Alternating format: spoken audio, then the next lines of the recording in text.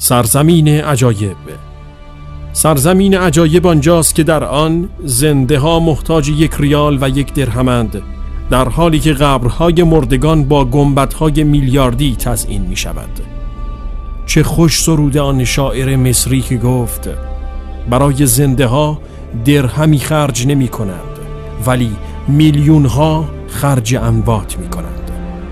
سرزمین عجایب آنجاست که زنده ها در ویرانه زندگی می کنند ولی برای اموات کاخهای طلایی و مروارید نشان می سازند.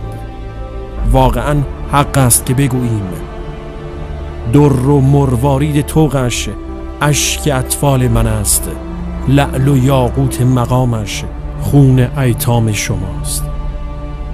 سرزمین عجایب آنجاست که زنده ها به لباسی برای پوشیدن و شمعی برای روشنایی شبهای تارشان محتاجند، در حالی که پارچه های ابریشمی خرج پوشش قبرها و چراغهای رنگی خرج تزیین مقابر می شود.